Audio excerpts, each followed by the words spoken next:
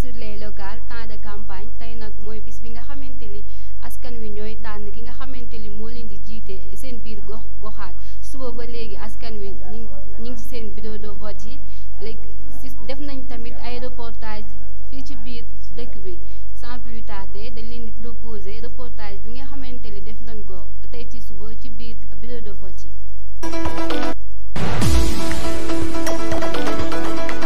ñu commencé ba léegi man maa ngi fi depuis 9h mais amul benn problème parce que fii 7 bureau moo fi nekk mais boo xoolee sax gars yi représentants yi sax ku su nekk mi ngi jéem a xool lu ñuy rafetalee affaire yi gars yi ñu ngi kaf fooree je pense que amul problème parce que bu amul problème daa gis gars yi di am daa fi gis yenn yi parce que gisoo fi dara lu dul jàmm ku su ne mi ngi dugg sa bureau voté génn voilà macha allah. aussi benn propagande kenn ñëw bon yooyu du ñàkk mais peut-être policiers yi taxaw nañ fexe ba loolu bañ a am si biir mais si biti xam nga loolu mënoo ko tere souvent mu am mais du ñàkk bu du amee tamit bëriwul waaw gars yi ngi voté si jàmm daal ba nii daal macha allah. donc jàpp naa ni Ngalel moom ñu ngi sant yàlla bu baax parce que Ngalel moom benn famille lañu quoi depuis ce matin ba tey ñu ngi ñu fekk nii noonu fi am jàmm fi am teewul nag ku si nekk yaa ngi sa parti yaa ngi sa coalition pour que wax dëgg yàlla may la ndam mais xëy na du ñàkk suñu mbokk waa APR yi ñoom chaque fois fu ñu dem indi fa yenn problème yi mais ñun li ñu intéressé population bi ñoom ñooy voté population yi ñoo choisir pour changement population bi ñoo tànn le professeur Mary Teuw Niane pour ñu dénk seen mairie donc ñun si teey si dal si calme la ñuy dem si population bi jëli leen ñu ñëw voté donc li ñu démarré woon depuis suñu campagne ba campagne bi jeex ñu sant ko yàlla donc loolu ñu terminé ba 20h yàlla may ñu ndam ñu ànd ak population bi wax leen li ngeen bëggoon yàlla may na leen ko mais Ngalel daal ñi ngi sant yàlla ay frère lañu ñoo bokk ndey ñoo bokk baay ki nekk APR fii ki nekk Yewwi Askan bi ki nekk mouvement MTR yëpp benn la donc amuñu benn problème ñu ngi déroulé élection yi voilà ku si nekkaa ngi dugg voté donc pour le moment jàmm rek a fi am te di ñaan yàlla feeg ngoon yàlla na jàmm ji continuer. Ça s'est bien passé parce que c'est d'abord un acte citoyen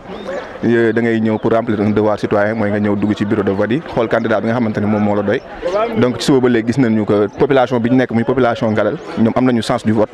gisuñu fi benn manquement bu mën a am bu ñu war a mën a signaler quoi à ce point donc vote yi depuis ce matin mi ngi dem normalement ba instant bi presque ñi ngi jeexal mi-journée bi quoi. non loolu moom ay fabrication la parce que man et c'est permis en politique hein parce que politique nit koo gis rek genre dina utiliser les moyens qu'il faut pour essayer aussi tamit xëcc ñi nga xamante ne ñoom ñooy votants yi donc je pense que ñi koy wax mooy ñi nga xamante ne tey dañ nekk ci benn position boo xamante ne dañ jàpp ne ils sont faibles te fii liñ fi gis mooy que lépp mi ngi jaar yoon nit ñi ngi voté tranquillement amul benn boucan boo xamante ne mën nañ ko fi signaler donc ay 5000 ci masque ak ay Wave ak ay 2000 ak loolu achat de conscience boobu ñu bëgg signaler nit ñi man du pour leen lu dul bëgg yàq déroulement vote bi nga xamante ne ci suba ba léegi peut-être mi ngi dem ci jàmm quoi bon man gisuma ko dee man li ma gis quoi gisuma ko. mën naa wax ni teel nañu commencé le vote se déroule normalement à 8h la mise en place def nañu ko nit ñi tam ñu ngi ñëw rang correctement y a pas d'incident majeur ku nekk yaa ngi voté ki nga yaakaar ni mën na soppi Ndar donc loolu la ñu amoon lu ñuy wax ci commentaire maintenant nag y a des trucs yoo xamante ni xëy na du tey la commencé Sénégal quoi donc di ko wax xëy na répété wu la parce que ce qui se passe mooy à chaque fois qu'il y a préparation d'une élection dafay am période de campagne boobu dañ ko organiser pour que nga dem vers les communautés wax ak ñoom dañ ko encadrer maintenant sur le plan légal maintenant période boobu su rombee li des mooy nga bàyyi ku nekk conscience am mu ñëw voter mais liñ fi gis parfois mooy campagne boo xam day continuer ba ci centre de vote bi ba muy am sax ay pratiques yoo xam dafay nuroog achat de conscience xëy na ñun ñëpp dañuy jongante soo ko évoqué day nuroog même un discours boo xamante ni discours boo xam da ngay mën a kalom ñëwal kenn mais li fi nekk ñëpp gis nañ ko mooy da ngay gis nit bu ñëwee di vote avec les masques les gens glissent des montants après ñu karl donc yooyu pour man jaru ko quoi parce que développer un pays wala penser à l'avenir de Saint-Louis moom mooy ambition képp ku fi nekk fii que ça soit ku bokk ci parti bu wala opposition nañu xool nuñ ko defee organiser ko de manière plus civilisée parce que yaakaar naa ci doxalin boobu la ñu askan bi ñu invité ñu prononcé wu di ñu gën a nawee mais leneen lu ñu ci def rek finalement askan bi sax ñu ëpp maturité parce que di nga gis koo xamante ni yaa ngi ñëw jéem ko wax defal lii ma jox la lii à la limite yaa ngi koy insulter parce que décision bi muy jël moom dafa war a wéet jël ko parce que nag dafa war a conjuguer ak beaucoup de paramètres mooy avenir u dëkk bi domaine de santé domaine économie avenir u xale yi surtout njàngu xale yi ak beaucoup d'autres aspects donc lii ñu gis fii muy doxalin loolu mënuñ ko rafetlu mais li ñuy appelé mooy yaakaar naa bu fekkoon loolu mooy tax nit di gagner élection ñi fi yoroon ay fortune te ñu ñàkk duñ ko ñàkk donc ñi ñuy invité tout le monde à plus de sérénité à plus de responsabilité surtout parce que c'est avec ça qu'on peut changer la ville de Saint-Louis. non amul incident majeur parce que après tout nag ñun ñoo dëkk et puis ay ñi ay xarit lañ ay mbokk lañ ay mag lañ ak rak suñu biir donc même bu amoon sax ay détails entre ñun c'est des choses qu'on va régler autour d'une table te nañu fexe rek am dépassement ci yu bëri te ku nekk tam nga respecter sa morom te une frontière à ne pas franchir. amul benn problème amul xeex amul xuloo amul dara lépp à 8 heures bureau de vote yi ubbi nañu fonctionné nañu normalement waaw kon daal lépp fonctionne correctement. est-ce que mën ngeen defal récapitulation centre. waaw dans centre bi am na 7 bureaux de vote avant 8 heures président de bureau de vote yi ñëw nañu ak seen kii jël seen ay nuutati seen ay matériel ubbi nañu à 8 heures déroule tout daal fonctionne normalement wax dëgg yàlla tout marche bien waaw lépp ngay fonctionne. waaw bureau 3 moo nekk bureau bële c'est que bureau boobu moo ëpp li fa war a voté moo tax moo ëpp nit actuellement nii booy xool que yeneen bureau yi yeneen bureau 4 ak 5 pour le moment c'est lakkal mi daal xaw na wàññeeku tuuti mais xëy na à partir de 16 heures affaire yi dina gën a dox daal bu nit ñi añee ba pare xëy na dana gën a xumbaat après waaw noonu la demee. waaw ñu jot a ñëw nag bëri na le matin moom avant 8 heures ñu bëri ñëw nañu fi taxaw pour accomplir seen droit citoyen waaw. non leader pratiquement avant midi leader yëpp jaar nañ fi Abba jaar na fi Mary Teuw jaar na fi Mansour jaar na fi donc ñoom ñëpp jaar nañ fi mais sans incident wax dëgg yàlla jaar nañ fi nuyoo de manière amicale encouragé seen ay militants dem seen yoon loolu rek fi am waaw. teewlu nañu affaire yi mbir yaa ngi jaar ci jàmm pour l'instant ndax gars yaa ngi ñëw di voter gis nañu ñi war a ànd ak pouvoir bi ñu ngi ànd ak pouvoir bi ñi war a voter tamit pour les autres candidats ñu ngi ñëw ci jàmm tamit voter ci jàmm waaw loolu moom gis naa ko pour l'instant. depuis 7 heures ba léegi ñun ñoo ngi fi vraiment ñu ngi assister population bi ñu ñëw voter ci jàmm juste que ni du ñàkk mu am yenn problème yi mais ñu ngi sant yàlla avec bon problème yi nga xamante ne moom la ñuy jàkkantoo ak nguur gi ñi nga xamante ne ñoom ñoo leen nekkal fii di def genre corruption yoo xamante ne ñu ngi koy jëmale ci militants yi mais il faut que ñu xam ni askan wi yeewi nañ maanaam askan bi ñoom ñëpp xam fu ñuy teg seen tànk mënatuñu nax kenn si yi nga xamante ne ñoom la ñuy def ñu ngi naan ay dañuy joxe ay masques mais masques yi ñuy joxe vraiment ñu ngi siy def loo xamante ne yanuwul maanaa te gis na leen si am nañ si ay preuves yu leer donc depuis boobu ba léegi nag ñu ngi siy veillé ñun ñi nga xamante ne ñoo fi nekkal si yeneen parties yi nga xamante ne ñoom lañ fi nekkal bëgguñu wax tur comme que vraiment dañ nekk si lieu boo xamante ne lieu bu secret la si fi nga xamante ne foofu nga far mais ñu ngi ñaan suñu borom lépp jaar yoon vraiment ñu teg ko ci yoon bu ko defee vote bi jaar si li nga xamante ne mooy anam yu leer ba ñëpp génn si jàmm yàlla ku muy jox ndam jox na ko pare donc dañuy sabablu di ñaan suñu borom nag ñun ñi nga xamante ne ñoo fi représenté suñu parti mu may ñu ndam. Sénégal weesu nañu foofu parce que xale bi am 18 ans tey am na bac donc am na une base d'analyse donc kenn gënatul muus kenn mais nag ki nga xam ne yaakaaratul gagné donc lu ko neex lay sànni nekk na si démarche boobu ñun démarche bu ñu nekk. mooy fexe ba suñu communauté ñëpp nekk jàmm am jàmm pour le développement de notre communauté nekk na si leneen am nañ si yaakaar ndax li ñu waroon yëpp def nañ ko le reste nag mu ngi des si nit ñi bu loolu peesoo yëpp yàlla la yàlla mooy xool ku ko neex mu jox la ndam. non mënu ma accuser doomu aadama man li ma xam laay wax. man daal maa ngi si liggéey bi ñoo ngi fexe ba suñu ay militants di voter si jàmm di dem seen yoon mais ñun duñu sànni xeer xamuñu xeer liggéey lañu xam bu ñu paree tamit liggéey lañu xam parce que bu fekkee nag communauté bi joxaat nañu sas au contraire ñu war tiit parce que tiit bi ñu war tiit mooy ban liggéey lañ la war pour rendre leen monnaie mooy yaakaar bi ñu am mais dépassé nañ ay sànni xeer kàddu mujj mooy di sant ñëpp di jéggulu si wax yi ñuy wax ndax mën nga wax boo xam ne nit dégg ka neneen mais li ñuy wax la pour defar parce que le Sénégal c'est dans nous bu safaan amee nooy ànd bu jàmm amee nooy ànd kon lii du. Ce matin voté très tôt à 8h30 indi sama jarba voté naa pare waaw. voté naa si jàmm ak salaam bi ma paree tamit dem naa sama koñ seen ñi nga xam ne malal lañu pour voter mun voter ak ñaar seen yaram neex ma jël sama oto jël leen indil leen pour ñu voter accomplir seen devoir de citoyen waaw. léegi nan nga gisee déroulement vote bi. Bon, depuis ce matin je sais qu'il y avait l'affluence ñi bëri woon nañu trop macha allah mais wax dëgg yàlla bu ñu wax dëgg te yàlla tax rek amul xuloo amul xeex ñu ngi gërëm aussi les forces de sécurité ils ont veillé au grain mais macha allah bu ko defee na mu waree rek ku ne xam soo xam ne kii benn bis dafay jeex ñun ñëpp ay sénégalais lañu di ay ndar-ndar nekk ay doomu ngale dëkk si dëkk bi kon na rafetal rek jaru xas kenn jaru xuloo kenn na ko def si bis na xam gis alhamdulilah rabbil alamin loolu daal vraiment daal laa gis daru jaru ko fi daal parce que ñëpp ñooy bokkaat nekkaat si kër yi ñooy bokk nekkaat si jàkke ñooy bokk nekkaat si bureau yi kon nag alhamdulilah rabbil alamin daal di kontaan loolu nag parce que voté dafa nekk lu war si doomu aadama nit dafa war di voté un bon citoyen wane ak ses devoirs civiques da bokk suñu dund waaw waaw. Je vous remercie vraiment de m'avoir interviewé. Merci beaucoup et je souhaite que cette vote se déroule dans la paix, dans la tranquillité. Je souhaite des élections apaisées, que le maire gagne nag te man na bëgg naa gagner man tamit waaw jeex na tàkk bëgg naa gagner. Les choses sont passées dans la sérénité et dans le calme wax dëgg yàlla bon à part quelques-uns incidents yoo xam te ne jotoon nañ ko fi noté le matin. Non ay xam nga rek ay booxante yu ndaw rek te yooyu du ñàkk si ay bureau de vote quoi moo fi xasa am mais bon comme que Ngalel comme ni ñu koy faral di waxee rek benn gox la boo xamante ne ni ñun vraiment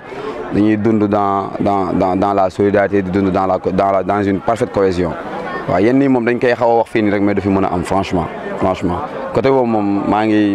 ngi jaaraamal population Ngalel quoi ci seen vraiment état d'esprit franchement.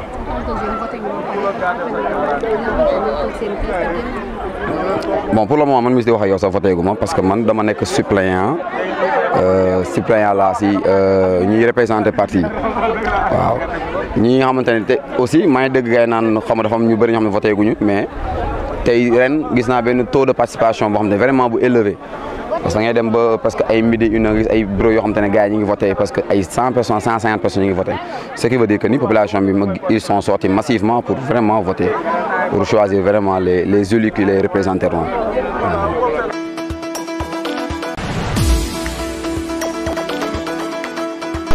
Comme ni ngeen ko gisee école Ngalel bi nga xamante ne nii jot nañ ko visiter ñoom nee nañ amuñu fa benn difficulté à part ay abus de confiance comme ni ngeen ko xamee jamonoy vote bi daa tombeel ak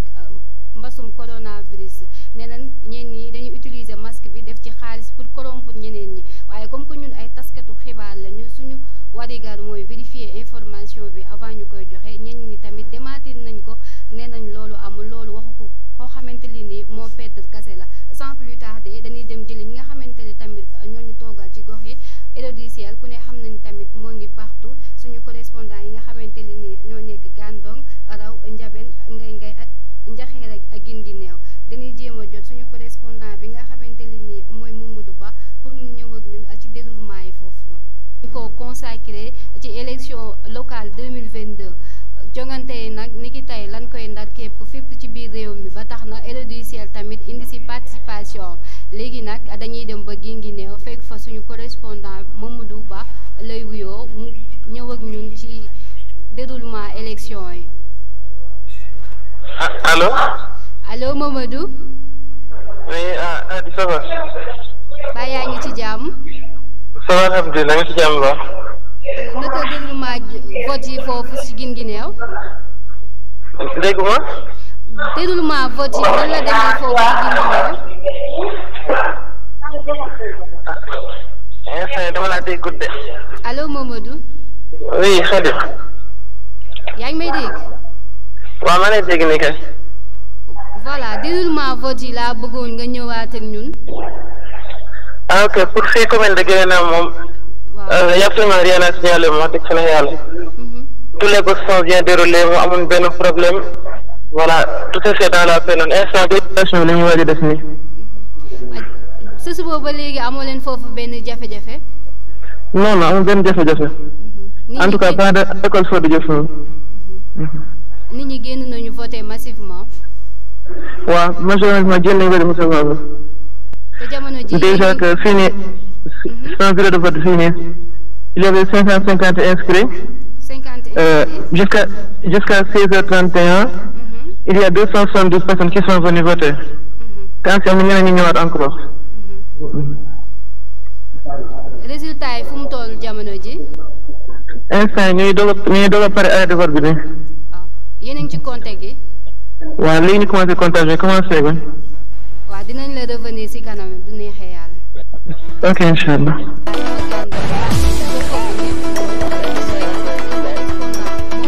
allo Mamadou. Mamadou ñu ngi lay nuyu. allo. allo Mamadou. mën nga ñëwaat ak ñun ci déroulement vote bi ak foofu nombre inscrits yi nga ñëw ci anam bu mu gën a yaatoo. waaw actuellement école bi élémentaire de Gambey Touré te école bi composé 3 bureaux de vote. Bureau de vote numéro 1, bureau de vote numéro 2, bureau de vote numéro 3. waaye ñu ngi contacté ci bureau Gambey. vote dañuy commencé ay presque 9 heures. waaye ci boobu vote bi procédure bi muy demee normalement.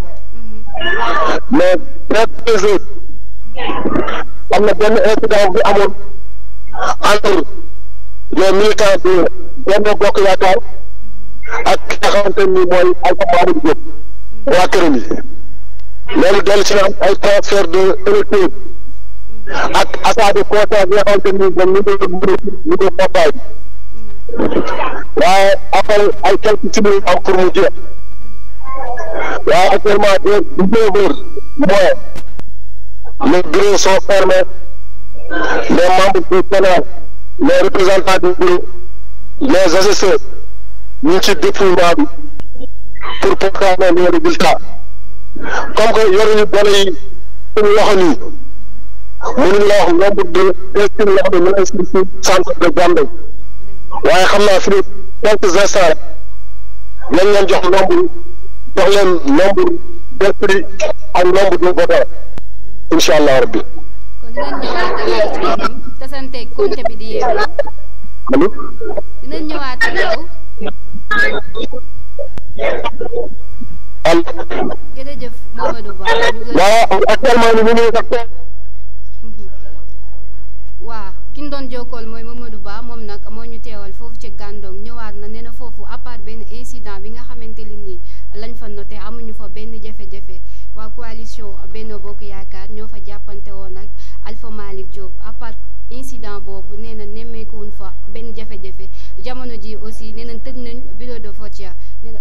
bureau de vote ya tamit ñett la foofu ci commune bu Gandon léegi nag dañuy dem seetiwaat suñu beneen reporter bu yembee suñu correspondant Bàcc si biir Saint-Louis moo ngi en ligne Bàcc ñu ngi lay nuyu. soxna Khady ñu ngi lay fay. est-ce que mën nga ñëw ak ñun ci déroulement vote yi ni mu demee ci centre bi nga nekk. waaw bu delloo ci wàllu vote bi. xëy na ginnaaw ñuy wax dara dañuy mën a sant yàlla bu baax a baax. kon bu ñu xëyee mën ko def ba tey jii ñu toll aussi ci ngoon si. xam ne tey jii mën nañu wax ne centre bii ñu nekk mu nekk centre Soxdaag. Soxdaag nga nekk ci. mën nañu wax ni fii nii nit ñi gën a voté en masse. mais nag li ñu siy gën a mën a wax sa suba si mu jël si wàllu vote bi te mën a wax déroulement bi dafa xaw a naaj tuuti parce que fi ñu tàmbalee ay 8 heures ak quelque 8 heures et demi mais daal 8 heures bu ñu doon wax commencé wuñ ko mais aussi am na fi ñu dellu si wàllu centre bi ñu dellu si 10 bureaux de vote looloo tax fii enjeu bi day xaw a takku tuuti parce que centre boo xam ne am na 10 bureaux de vote dañuy mën a wax ni mën na am ni benn électorat boo xamante ne ni bu war a am solo si wàllu élection bi moom la wala doon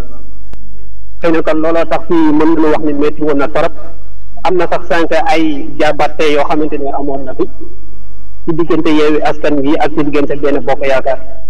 parce que Yewwi Askan Wi Abba Mbaye daf fi ñëwoon mais indaale ay ñaari nit dugg def visite ci centre bureau mais Mansour Faye bu mu ñëwee moom dafa ñëw duggaale indaale ay plus de 20 personnes yow askan bi loolu lan nangu taxoon moo amoon benn xuloo jàppante ba ay dóorante sax am na fi ci wàllu mandataire mooy ñun lu ñu teew la waaye xëy na après gars yi réglé nañ ko en sérénité pour mën a jàll continuer wàllu benn vote bi tey nag ñu ngi instant yi mën nañu wax ne si jeexital bi bureau yëpp tëj nañ ko 18 heures ba mu jotee fii lañ ko tëj yokku ñu ci ay minutes wala di xaaraat yeneen nit ñi ak yooyu en tout cas dañ ko tëj ñeneen nit ñi desoon ñu continuer ñi nga xam ne ñoo nekkoon si biir ñu xal si ñoom ba dugg nag dal leen mujj arrêté ñoom mujj ñu voté mais mën nañu wax ne taux de participation bi si côté centre de sort bi muy dellu 10 bureau de vote yi baax na trop trop parce que bu fekkee 500 personnes moo am ci bureau 3 personnes voté ko kon foofu mën nga wax ni am na 60%. kon loolu mën na wax ni si côté bi yeneen yi nga xam ne moom la ñu jàmbat mën nañu wax ni mën nañu nekk du leen dal moo tax ma la sànq ci commencement bi dafa nekk centre boo xam ne boo am enjeu la ndax 10 bureau de vote moom moo ci nekk encore ma waxaat ko te saa yi nag ñu ngi commencé compter ñun ñoo ngi fii ak suñu mbokku Adama mu nekk si wàllu Ndar Média mën nañu wax ni si suba si ñëw nañ ko doon si coordonné si cadre liggéey bi ba ñu ngi si doon waxtaan en tant que Ndar Média ak Hello de ce fait que ñoom yi nga xam ne moom la ñu jot yeneen centre bi ñun daan ñu ko envoyé suñu WhatsApp ñun si nit après yu ñuy am ñun daal lañ ko jox xëy na loolu ñu ngi si doon waxtaan mu wane waat ne rek liggéey bi nga xam ne presque ñu ngi koy def bu baax a baax a baax a baax xëy na da ngay toog tuuti dans 10 minutes 30 minutes du ñàkk ñu mën a jot centre bureau yëpp dina xam ne mooy résultat yi département ak commune après incha allah ñu duggaat mën leen ko jox xëy na instant yi nii daal mën na foofu leen toll bàcc yaa ngi koy wax sànq da ngeen yéex a commencé léegi bi ngeen di tëj bureau de vote yi xaaroon ngeen tuuti temps par rapport ak retard bi ngeen accusé woon ci suba avant ngeen di door vote bi non xaar ni woon tuuti temps nag parce que mën nañu wax ne tey jii bu fekkee ñun ñëpp d'accord nañ ci mandataires yi dootul amati problème li doon pose problème mooy tey ñuy d'accord ñuy déglu d'accord mais tey jii ñëpp ci d'accord ci 18 pour tey jii ñu mën a fermer li ñuy dellu ji muy dellu ci wàllu bureau bi quoi loolu tax moom amaatul ay coow yoo xamante ne xëy na moom mooy mën a waral loolu quoi instant yi foofu la ñu toll instant yi ñu ñu compté foofu la ñu tollagum instant yi nii. kon jamono ji yéen a ngi ci compté bi. mais jamono yi moom ñu ngi ci compté yi commencé nañu am na ay côté Pikine Tag sax am na information yu may jot foofu noonu seen wàllu résultat maa ngay jot WhatsApp moo tax damaa bëgg xaar nag ba yeneen bureau yëpp fii après ma mën leen ko jox mais maa ngi koy jot. mais côté bii moom am na centre yoo xam ne am na bureau yoo xamante ne nii aussi ñoom tey jii ñu ngi compté léegi ñu pare mais bu 18 heures fii rek commencé nañu wax dëgg yàlla ñii nag amatul benn coow ñun représentant yi ak mandataires yi ak ñuy siège ñun ñëpp ñoo ngi si diggu kuur gi nii amul benn coow boo fi ne police aussi mi ngi nii. kon ba heure bi jotee rek da ngeen tëj bureau de vote yi ñi taxawoon foofu tamit jotuñoo voté. non non buntu porte bi moom instant yi nii ay nit ñi ngi fi taxaw buntu porte bi instant yi moom nit ñee ngi fi quoi. ñooñu jotuñu voté. nit ñee ngi fi ñuy di taxaw di xaar parce que tey waaye Sénégal taxaw ci buntu bi waa Benno taxaw ci buntu bi kenn ku nekk tey di xaar muy dellu tey ci wàllu résultat yi. jërëjëf ba ci dinañ ñëwaat ak yow. waaw incha allah xam naa daanu duggaat ci kanam bu ko defee après ñu mën la jox mbokku Adama parce que aussi ñoo nekk nii ñoom dafa am côté bu ñuy def ci interview yi àggale rek. jërëjëf kon mbokki internet yi comme seen édition spéciale ba léegi bàcc lañ doon jokkool moom moo ñu teewal biir Ndar Géej moom jamono ji moo ngi ci Sodaga foofu nag am na 10 bureau de vote 10 bureau de vote nag mbokk yi tuutiwul ñëwaat naag ñun tamit ci confrontation bi nga xamante ne amoon na fa sànq diggante waa coalition Benno Bokk Yaakaar ak Yewwi Askan Wi nee na à part incident boobu amuñu foofu beneen jafe-jafe laata suñu dañuy dem régie jëliwaat seetiwaat suñu yeneen correspondant yi nga xamante ne ñoo ñu teewal fii ci biir commune bi suñu correspondant Magam Mujjee moom nag moo ñu teewal foofu Magam maa ngi lay nuyu. waa ñu ngi lay fay.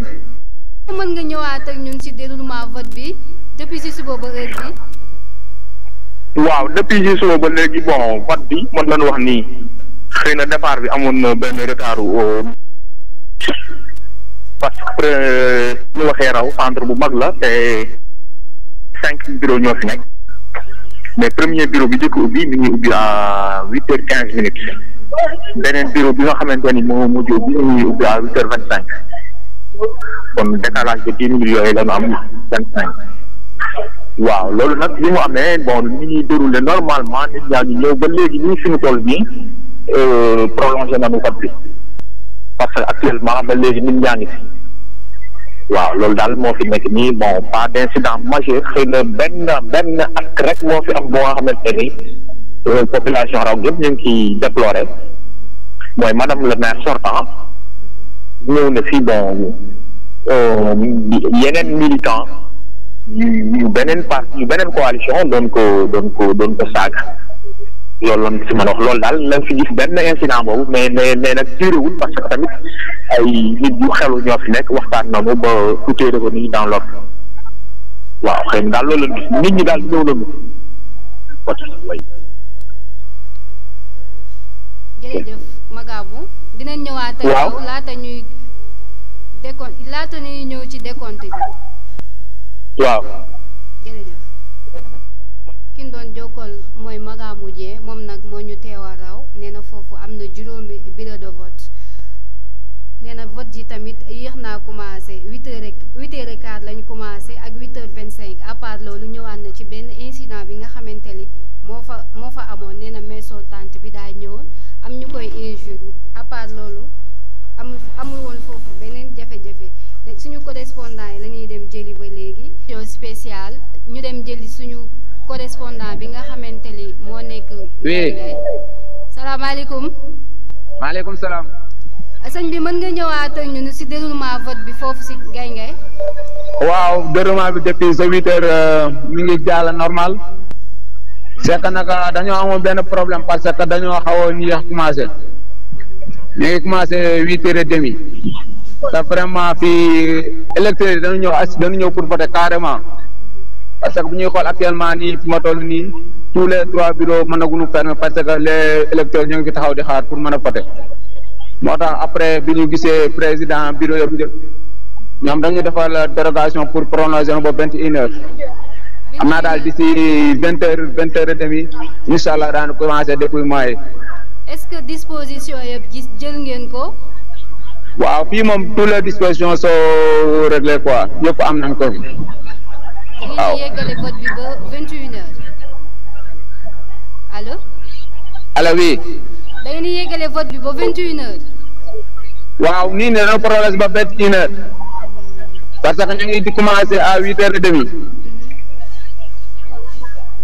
te bu ñu xoolee actuellement nii bureau 1 bureau 2 ba bureau 3 les électeurs ñu ngi ci devant les portes pour voter moo tax xam naa 21h rek incha allah. si kanam dinañ ñëwaat ak yow ci résultat yi. ok merci. comme mbokku internet yi yéen ñuy suivre ba tey seen édition spéciale demoon nañu Gandon fekk fa Modou Ba moom nag nee na 18h ba mu jotee lañ tëj bureau de vote yi fële sa Ndar tamit fekk nañ fa bàcci si centre Sodaga foofu nag am na 10 bureau de vote nee na jamono ji tamit tëj nañ bureau de vote yi ñi nga ci compté yi dinañ ñëwaat ak moom si résultat yi dañuy dem seetiwaat suñu beneen correspondant bu fekkente li yemb na. ba léegi dañuy dem Tivaouane jëli fa quelques résultats parce que jamono ji résultats yi ñu ngi fay commencé wàcc en attendant fii ci Saint-Louis résultats yi mën a yembandi ñu dem jëli élément bi.